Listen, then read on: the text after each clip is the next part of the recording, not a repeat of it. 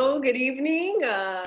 Welcome, ladies and gentlemen, to Bellevue TV. I'm here with my co-host, Steve Chappell, today from Intellectual Capital and STEAM Leadership, right? STEAM Leadership Series. And we have a very special guest today on Perspectives who is joining us while basking and also melting in the sun at the Sanford Consortium. And it is the amazing Dr. Catriona Jamieson. Welcome. Wait, do I call you Dr. Cat, Dr. Jamieson? I love Dr. Cat, but Cat is good as well. Okay. Good to see you both. Because I know you more informally. So thank you so much for taking time today. This is called Perspectives on Bellevue TV, where we check in with the leaders around San Diego to get their perspectives on what's going on with COVID-19 and how we should be reacting to the news. And how you're carrying on your own great work, under the conditions of Lady COVID. Well, I think cancer and stem cell research don't stop for COVID-19. In fact, if anything, we've got a more pressing mission because this affects everyone. And certainly here at the Sanford Stem Cell Clinical Center and Sanford Consortium for Regenerative Medicine, we're so lucky to have you here, Amanda, really reminding us that science is a highly collaborative effort. And we have this opportunity with STEAM leadership to be able to work on stem cells and engineering and medicine and bring them all together in the Bella Vista Cafe because it's a great place to start collaborations. We tend to practically live there because we find it's a very conducive place, not just for doing science in an academic setting or initiating collaborations academically, but also bringing biotech leaders in and making everyone feel welcome. So I think that this is a unique melting pot where we have industry academia collaborations that lead to very rapid delivery of discoveries to the clinic. And that's what I'm so excited about in terms of being here. And that's why I'm here during the supposed COVID crisis. I think in San Diego, and I just say supposed because we always find solutions, even to really daunting, difficult situations by working together. And I think that's what Denny Sanford absolutely insists that we do every single day. And that's why, members of my lab are here and I'm here. We're working on COVID-19 targeting strategies from a stem cell standpoint. And also how can we use the basic ways of detecting COVID to actually intercept cancer. So it's becoming very, very interesting. How explain that a little bit? Yeah. How can you go from COVID to cancer? Yeah. So my lab has worked in the hinterlands of science for quite a while, and what we've worked on are antiviral enzymes that block viral replication, and specifically RNA viruses like SARS-CoV-2, which is the virus that causes coronavirus infectious disease 2019, COVID-19. Of course, we're well into 2020 with COVID, and we really want to understand how to block it. And it just so happens that my lab here at the Sanford Consortium for Regenerative Medicine has worked on an antiviral enzyme called ADAR1, which has been on our radar for a long time. So we're really ramping up everything we've been doing, not only to see how that is dysregulated in cancer, but how can we use it to actually block replication of COVID-19 or SARS-CoV-2 as the actual virus is called. So suddenly the work seems even more relevant than it did before, not just to us, but maybe even to other people. So we're nerdy enough to have geeked out on this for a while, but it's suddenly come to the fore as potentially very relevant for stopping a viral pandemic as one of the strategies. How far along are you, and what do you think? Well, we've been well funded by the California Institute for Regenerative Medicine, NIH, and the National Cancer Institute, as well as the Leukemia and Lymphoma Society, to work on purifying ADAR1 as a protein. And we could also develop strategies to overexpress it using a lentiviral vector system that we've already developed to really see, can we block viral replication of SARS-CoV-2 using drugs, pharmacologic blockers. One is already FDA approved, and then other ones that may ramp up ADAR1 expression, and we've got some really unique insights in the lab into that. So I think there's going to be a multi-pronged approach to targeting COVID-19. I think, unfortunately, most people at this point won't have access to any kind of vaccine strategy. And giving plasma or, convalescent sera from people who have had COVID-19 is going to be hard to come by.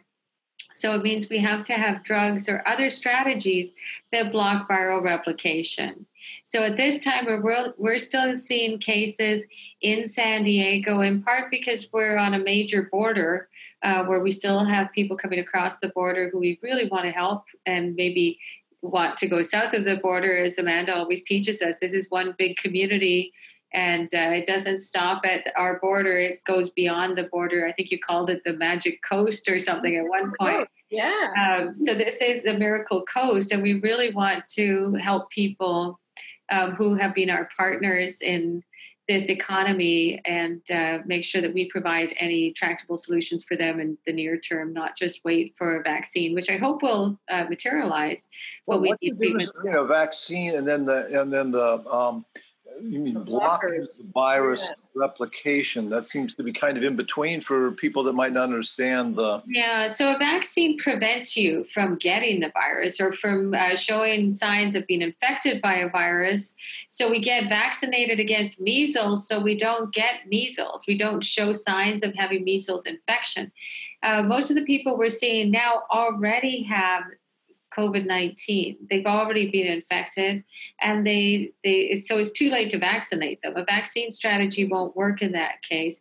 You can't prevent it. They already have it. A vaccine would be ideal. Most of us would like to prevent it, just like the flu.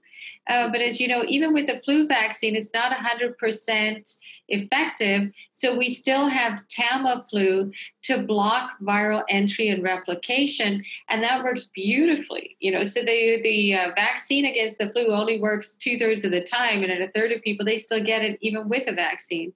So it means even if we get a vaccine to COVID-19, we still need strategies that will prevent viral replication, the people that haven't had a good response to the vaccine or didn't have access to it. Wow, this is the first time I've realized that we need a drug. Right, so we need a drug. Basically, we need a drug that will prevent either the virus's capacity to get into the cell or the virus's capacity to make more of itself when it gets into the cell, or the virus's capacity to get out of the cell. And those three strategies are all possible, and certainly a major focus of research going on in this building, the Sanford Consortium for Regenerative Medicine. But because we're such a strong collaboratory, we work with other institutes, the Salk, Sanford Burnham Prebys, Scripps, San Diego main, UC San Diego main campus, and the Morris Cancer Center together to try and come up with strategies. So we tend to collaborate a lot. There's an investigator, Sumit Chanda, at Sanford Burnham Prebys Medical Discovery Institute, who's actually got a way to screen for drugs that may block COVID-19 replication. So he is testing quite a number of drugs to see can they directly block it in their cell lines that they can infect, and then see if they can take drugs and repurpose drugs essentially that were previously developed for other indications. So to give you a tangible example of that, my lab was involved in helping to develop a drug that is called a JAK2 inhibitor. And basically, when you look at SARS-CoV-2, the virus that causes COVID-19, it actually enters the cell through a receptor called ACE2, angiotensin converting enzyme 2 receptor. That receptor signals through JAK2 STAT3. So if you have a JAK2 STAT3 inhibitor, it may block the virus's ability to get into the cell. So we helped to develop a JAK2 STAT3 inhibitor together with a local biotech company. And John Hood was the CEO of that company called Impact Biomedicines. I was involved with that as well. It was FDA approved last August for patients with a bone marrow disorder, a blood cancer called myelofibrosis. We had no idea that it might also be useful to block the virus, COVID-19. So that's being tested right now in Sumit Chanda's lab, and maybe a candidate for a clinical trial by a company called BMS, and they're considering that now. There are other JAK2 inhibitors that are entering the clinic to block the inflammatory response that people get to the virus that can be very dangerous in the lungs. And those are already entering clinical trials. So you just have to think of what does the virus do when it gets in? Okay. The primary area of damage is the lung. Yeah. So if you can prevent damage to the lung by blocking all that inflammatory response, that seems to be a key way to partner with a drug that blocks viral replication. So by preventing the massive immune response to the virus, that kind of the body overdoing the immune response, we think we'll be able to mitigate the risk of the virus to the lungs, but also to the heart and to other tissues that seem to be detrimentally affected. And in that way, we hope to prevent the need for intubation and ventilation of patients. Wow. So basically, we're trying to prevent people from needing to be intubated and ventilated. Ideally, as you pointed out, we want to prevent the disease altogether, but that's a few months off.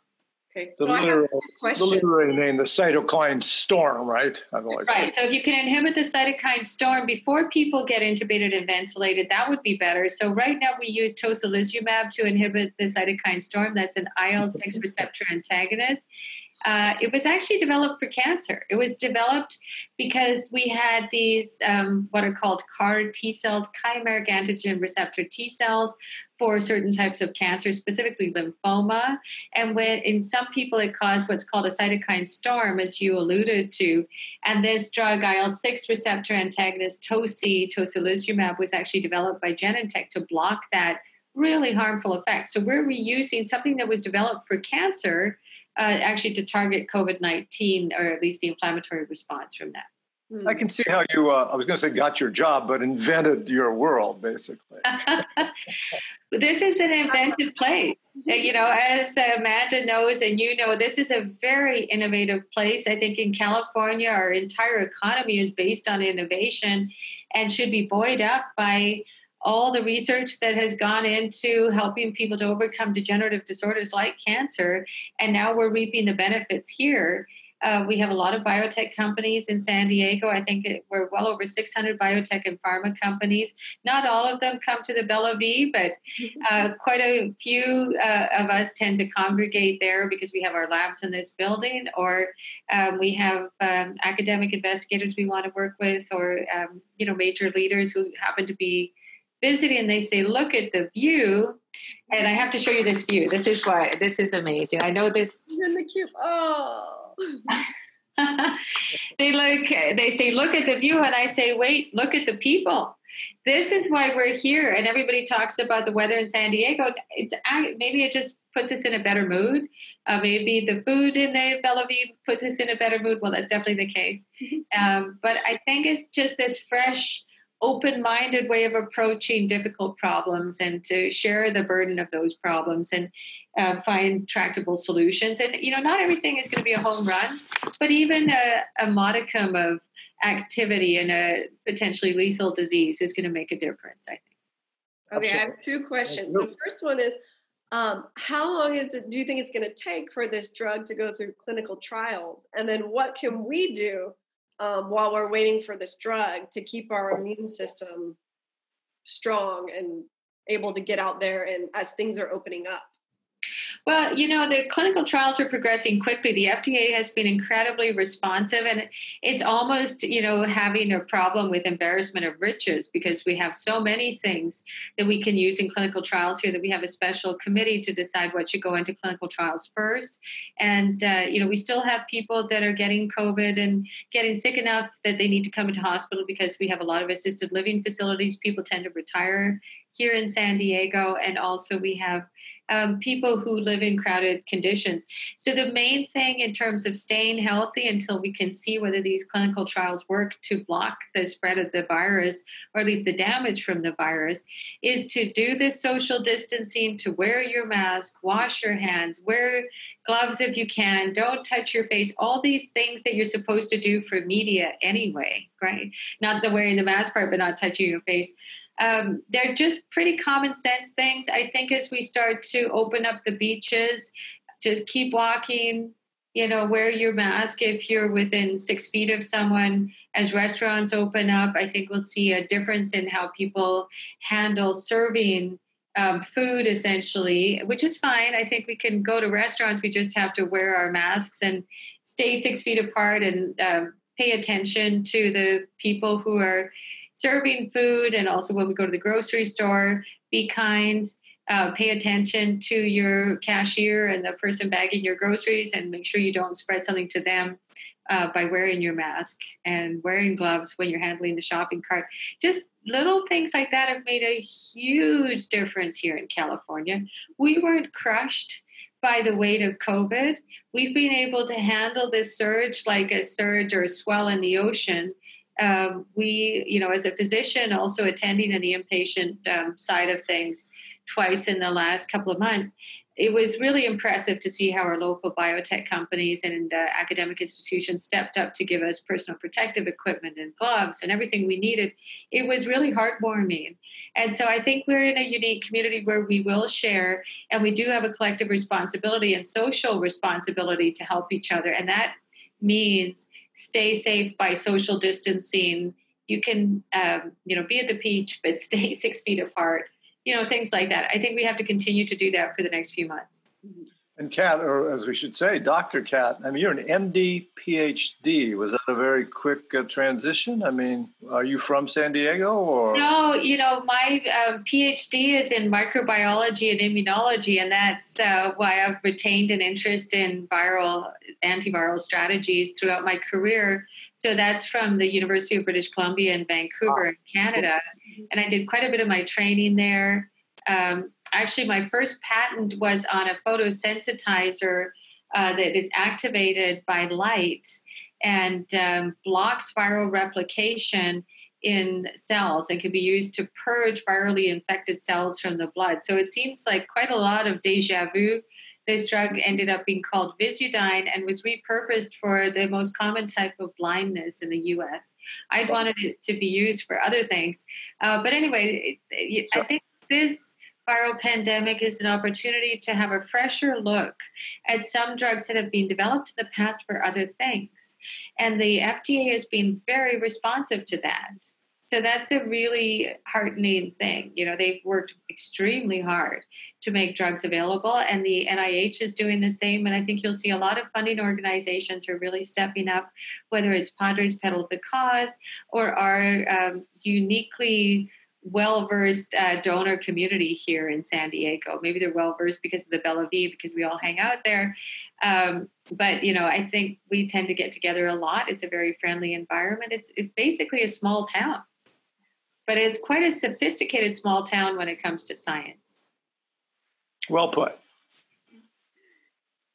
I did have a question. Are you working on the collaboration with all of UCSD on this return to learn implementation of the drug listing, or are you working a little bit separately?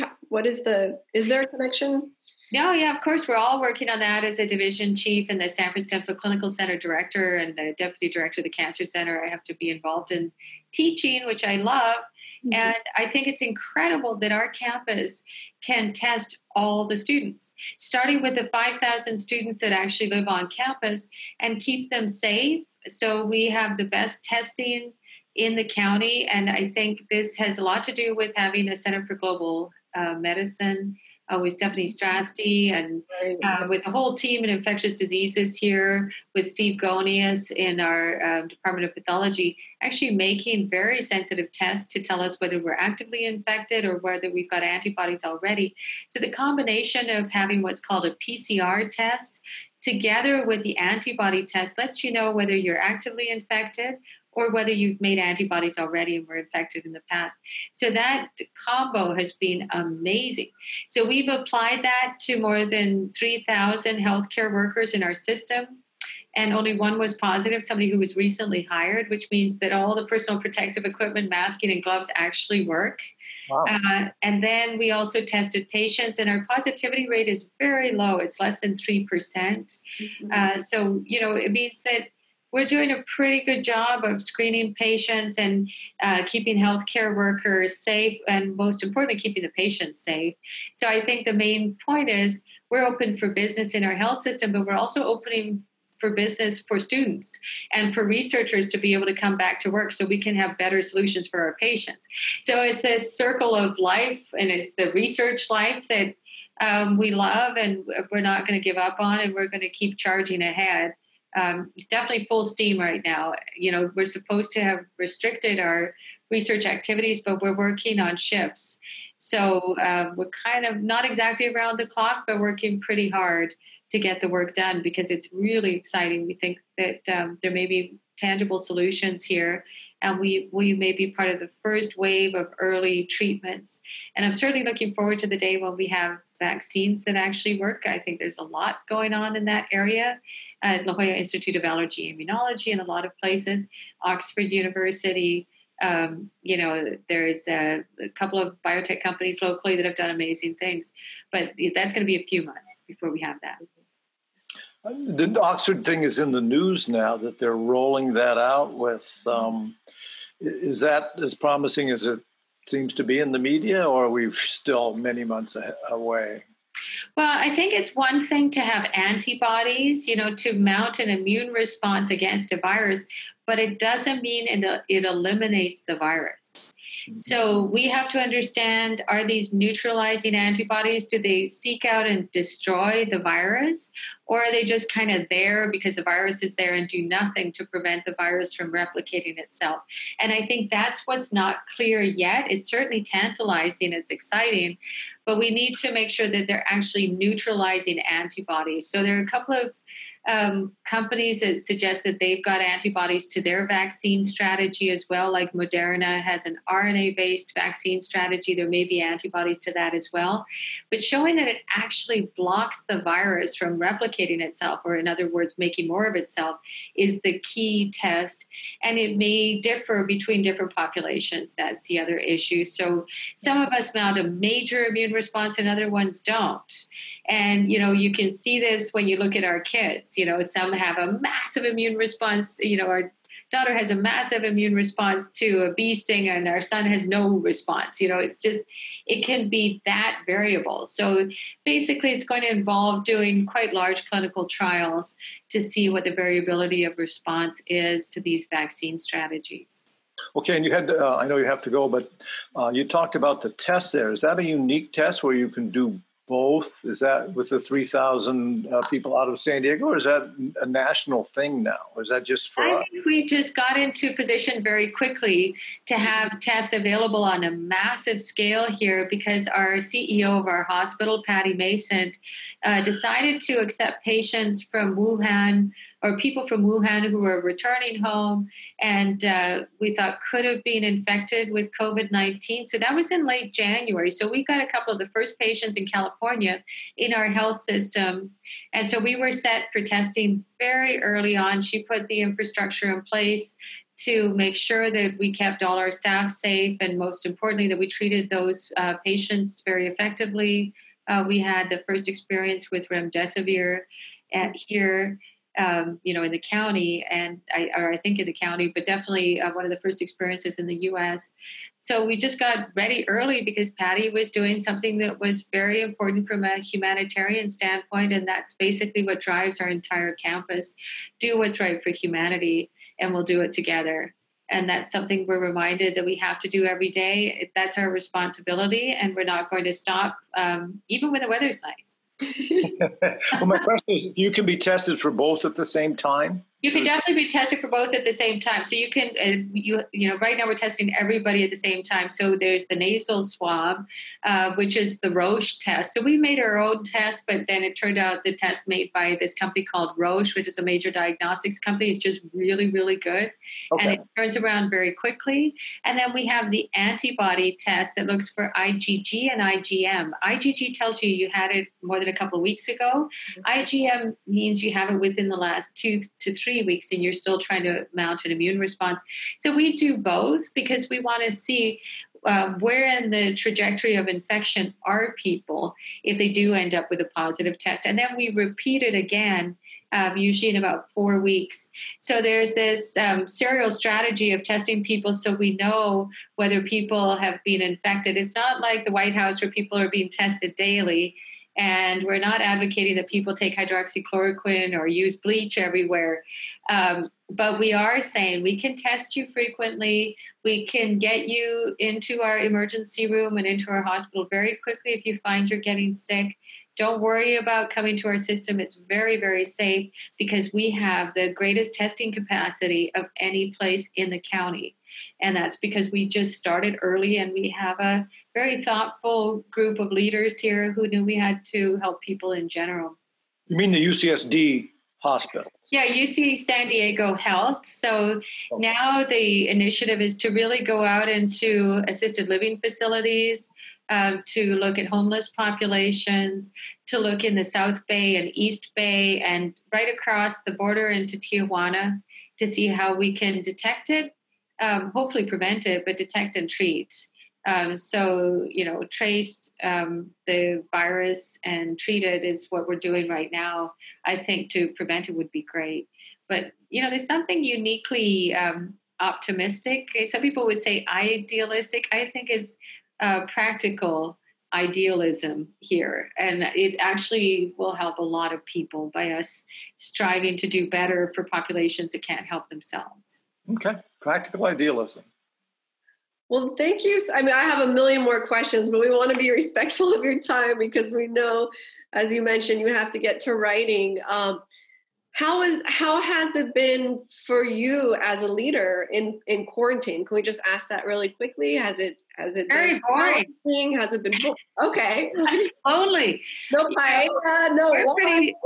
We're social here. I'm all on my own. I have people in the lab, but again, it's in shifts. And people think of science as this solitary kind of thing. It isn't. It's actually quite a social way to make a living. And so is medicine. And when you converge the two, it really is based on communication and getting together and sharing ideas.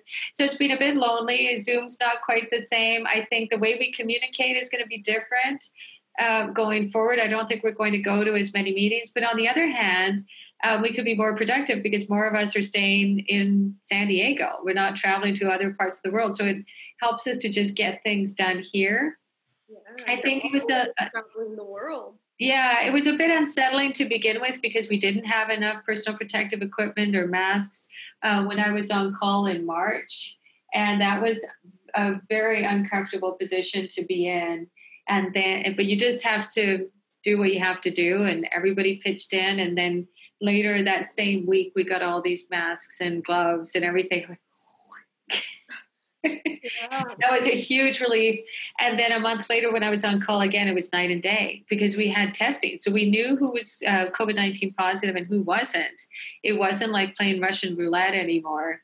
And, so when you were examining somebody, you felt like, okay, I know that the risk is very, very low, that I'm going to contract COVID and take it home to my family.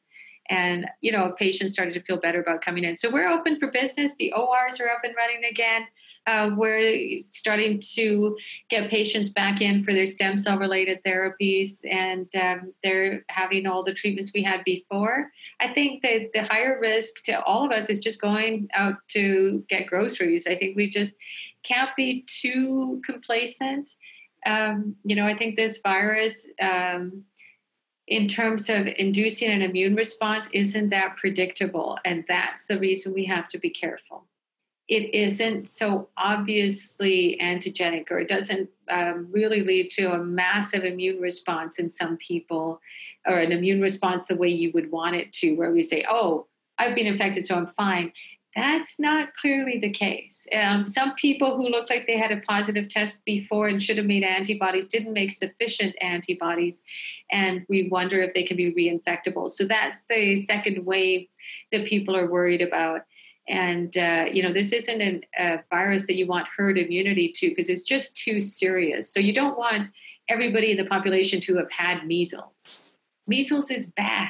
You try and prevent people from getting measles. It's a similar kind of thing with COVID-19. Okay. I think that's huge. I think a lot of people for weeks, herd immunity, open it back up, open up the economy. But I just wanted to drive that point home. You're saying COVID-19 is not something that we want herd immunity for. You do not want to get it. And, before we thought, we can't spread it to our kids. But maybe we can't. We thought, well, maybe kids are just silently shedding the virus. That's also true. But now we're seeing an immune hyperactivation syndrome in kids, 4 weeks after contracting the virus. And you've seen several reports of that. And that's very worrisome. So it means that kids are not going to escape this necessarily. And we have to be careful to protect our entire community. So that was a bit of a surprise. I think, when I was teaching students on the first floor of this building, they're in their early 20s and they feel impervious to this virus. I said, well, you might spread it to somebody who's older and that's going to be bad for them.